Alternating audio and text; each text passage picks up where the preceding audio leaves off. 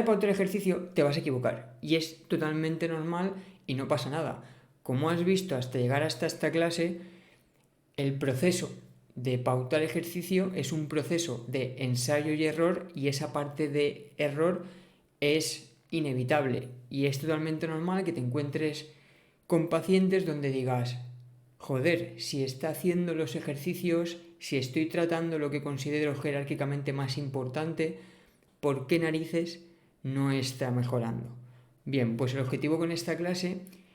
es darte, bajo mi experiencia y con lo que he ido viendo y leyendo hasta el momento,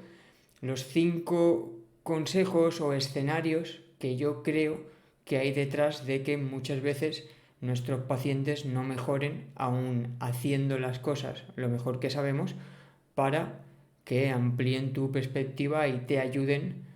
a buscar soluciones cuando te encuentres con este tipo de paciente.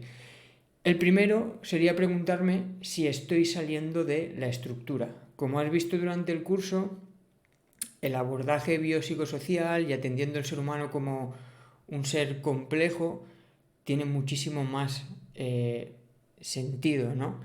Pero la verdad es que a la hora de llevarnos esto a la clínica, aun muchas veces defendiendo este discurso de atención centrada en la persona y enfoque biopsicosocial, seguimos tendiendo hacia darle demasiada importancia al tejido o hacia la etiqueta diagnóstica. Entonces, en casos donde creas que el paciente está estancado y no entiendas por qué, el consejo que te daría es revisar cuál ha sido los puntos a los que le has dado realmente importancia y dentro de esos puntos cómo está presente el abordaje biopsicosocial. Otro consejo muy relacionado con esto sería que tuvieses en cuenta qué es lo que piensa el paciente. Como te dejo en estos 2 artículos, y no son los únicos, hay gran variedad ya de evidencia que habla de esto, las expectativas del paciente son importantes. Entonces, puede que haya pacientes donde un buen consejo que te puedo dar sea que antes de darle tú vueltas a pensar en qué estás fallando, le preguntes a él cuál cree que es el motivo que está detrás de su no mejoría. Porque quizás, aunque no coincida contigo, el que tú atiendas a esa razón dentro del tratamiento, por el mero hecho de cumplir sus expectativas, vaya a mejorar el tratamiento. Un ejemplo, no necesariamente tienes por qué ser muy partidario de la fisioterapia invasiva, pero igual un paciente te dice, oye, es que fulanito antes me hacía punción seca, tú no me la estás haciendo y por eso creo que no estoy acabando de mejorar. Tú no lo has tenido en cuenta porque consideras que no es necesario y relevante en ese caso y que el ejercicio es mucho más primordial. Bien, pues simplemente el añadir agujas en esa ecuación de tratamiento a unas sabiendas de que el ejercicio sea lo más relevante, en ese caso en concreto puede mejorar el proceso de recuperación. Pues jugando un poco con esto de las expectativas, hay un millón de ejemplos y es algo que yo te aconsejaría tener en cuenta, el tema de las expectativas. Otro consejo que yo te daría a la hora de atender porque un paciente no está mejorando es cuestionarte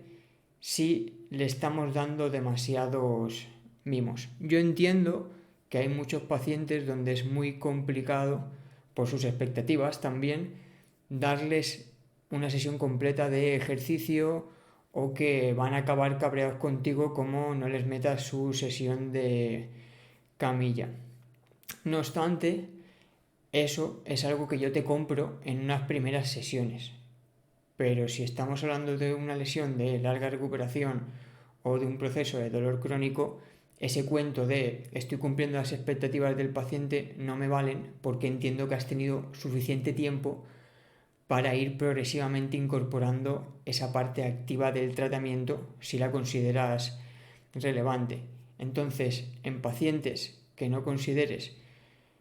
que están mejorando lo rápido que deberían a nivel de epidemiología, una cosa que yo revisaría es hasta qué punto le estamos dando la importancia que merece a ese ejercicio, y que en caso de que creas que es poco, seas autocrítico o autocrítica y no caigamos en lo que hacemos muchas veces de quitarnos el muerto de encima y decirle al paciente lo de, oye, no, es que la culpa es tuya porque no estás haciendo los ejercicios en casa. Es verdad, hay muchos pacientes donde es muy complicado conseguir esa adherencia, pero si yo le doy al paciente una sesión de 80% terapia pasiva, 20% terapia activa y luego le quiero hacer responsable de su salud y de su tratamiento activo,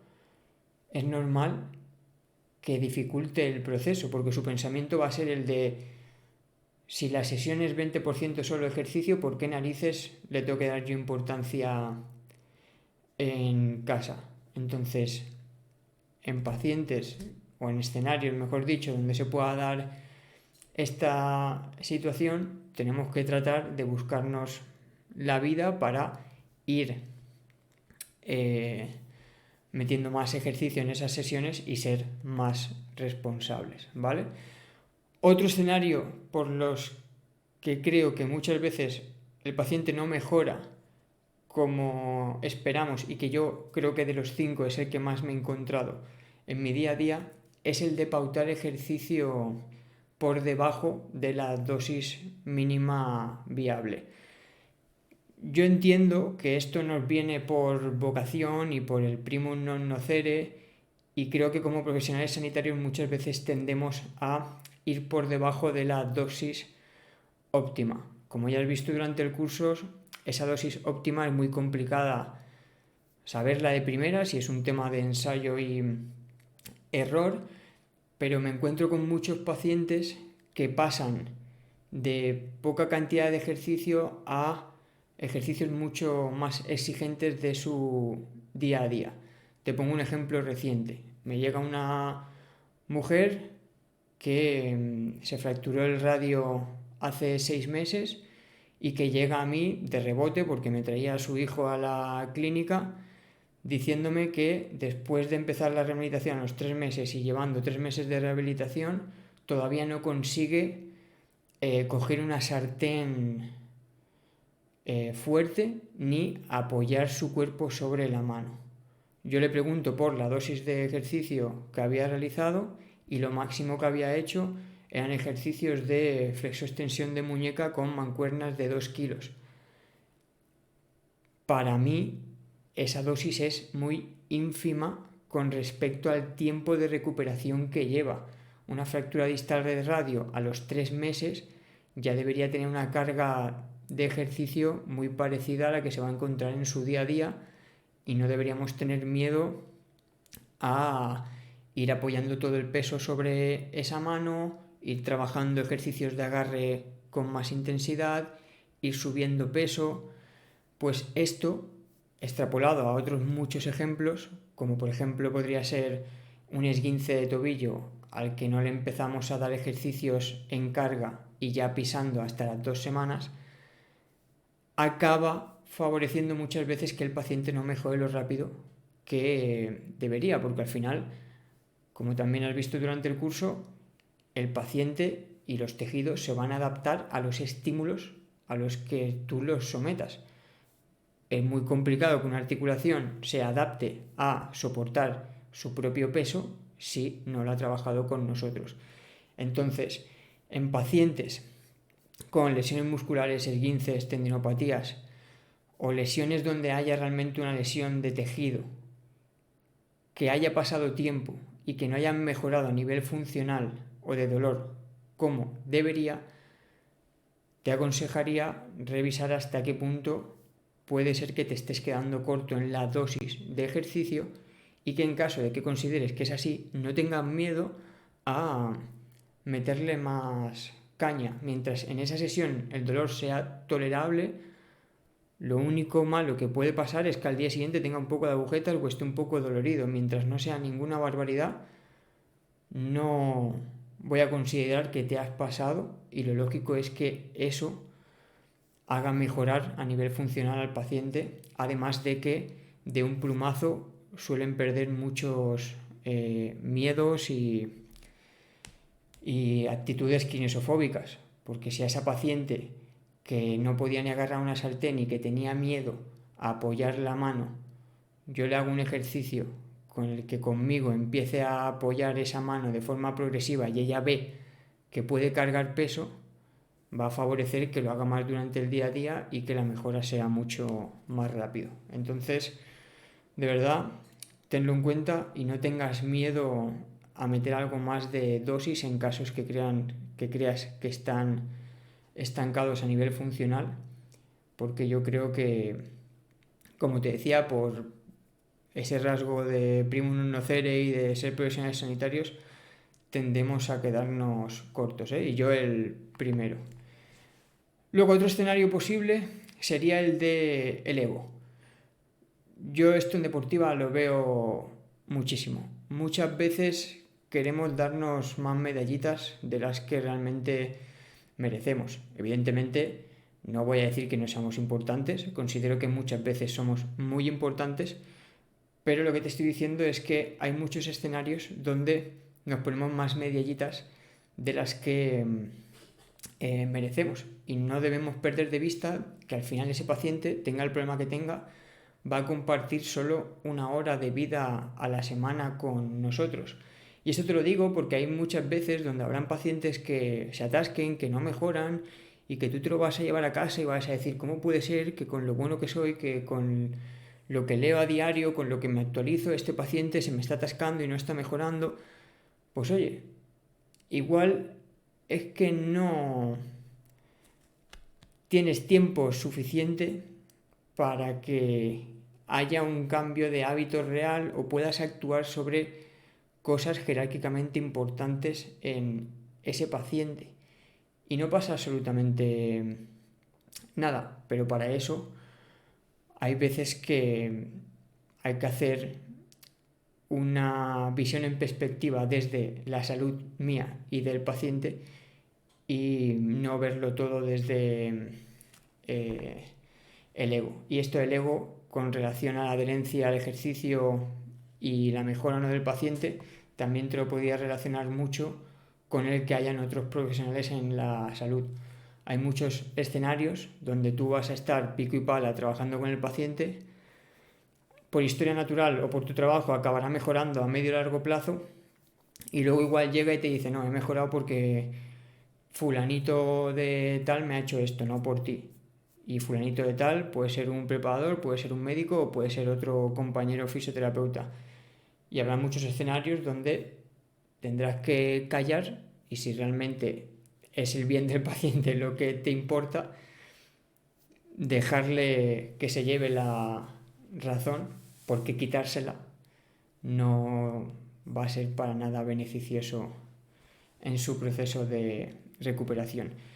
Y luego, muy relacionado también con esto del ego y ver hasta qué punto lo que estoy haciendo puede ser importante o no, o puede llegar al paciente o no, es tener paciencia. Hay muchos casos donde nos tiramos más piedras a la mochila de las que deberíamos, o nos damos latigazos, mejor dicho, antes de tiempo. Hay patologías que, por historia natural y por lo que sabemos hoy en día, no pueden mejorar más rápido de lo que hacen, como por ejemplo podría ser una tendinopatía degenerativa o con muchos condicionantes relacionados con ese dolor crónico o alguna lesión relacionada. Y en estos casos lo mejor que podemos hacer es, desde la humildad, tratar de educar a ese paciente en, oye, vamos a hacer lo mejor posible, pero es que esto requiere tiempo. Y yo tengo estudios que epidemiológicamente me dicen que casos como el tuyo necesitan más tiempo. Entonces, sé que es complicado porque muchos pacientes te van a venir buscando la solución mágica, especialmente si llevan mucho peregrinaje médico, pero es que también habrán escenarios donde no estés haciendo ningún error y no estés haciendo nada mal y simplemente falte más tiempo. Pues eso, en esos casos donde no mejore o no mejore como tú esperabas, es algo que te vas a tener que preguntar y que yo te aconsejo ver en perspectiva, el decir, oye, puede que necesite más tiempo, o sea, puede que simplemente sea un tema de paciencia, porque cuando veas casos que a medio y largo plazo acaben mejorando, te darás cuenta de que es que hay casos que simplemente necesitan medio y largo plazo para mejorar. Esto en rehabilitaciones largas también se ve mucho. Cuando rehabilitas a un cruzado o rehabilitas una fractura como de tibia peroné de larga evolución, perdón, no todo el proceso es lineal y hay procesos donde el paciente va mejorando a nivel funcional y de dolor muy rápido y hay procesos donde trabajando lo mismo y haciendo lo mismo que estabas haciendo al principio y gestionando de la misma forma, el paciente se estanca y sus sensaciones son peores y a la hora de aumentar peso no puede y a nivel funcional le cuesta mucho mejorar y no pasa nada, o sea, forma parte de el proceso porque el tejido tiene sus tiempos de adaptación y evidentemente cuando no tienes nada de fuerza en el cuádriceps, por ejemplo, tras una lesión de cruzado, se gana fuerza mucho más rápido en fases iniciales que cuando ya ese cuádriceps tiene que soportar cargas pliométricas, por ejemplo. Pues este tipo de ejemplos nos tienen que servir para entender que hay casos donde no tenemos que buscar la culpa en nosotros, sino que tenemos que aceptar que es un tema de paciencia y ya está, ¿vale? Para acabar, como te he dicho al principio, te vas a equivocar y es totalmente normal y aceptarlo es un punto muy positivo. De hecho, yo muchas veces en redes lo digo, el fisio que te diga que no duda con ninguno de sus 8 pacientes y no tiene fracasos en sus pacientes, o te está mintiendo o él se está mintiendo a sí mismo. Entonces, te vas a equivocar y es totalmente normal. Lo que tienes que hacer con esos errores es tratar de ser autocrítico, tratar de aprender lo máximo de ello y, como dicen los pilotos, tratar de equivocarte lo menos posible, porque al final un piloto que conduce un avión no puede tener errores y para no tener errores lo que hacen es tener un plan A, un plan B, un plan C, un plan D y un plan E. Pues espero que esta clase con estos consejos y estos escenarios te hayan servido a ti para tener esos planes en la cabeza y analizar mejor los casos cuando consideres que un paciente no mejora como crees que debería.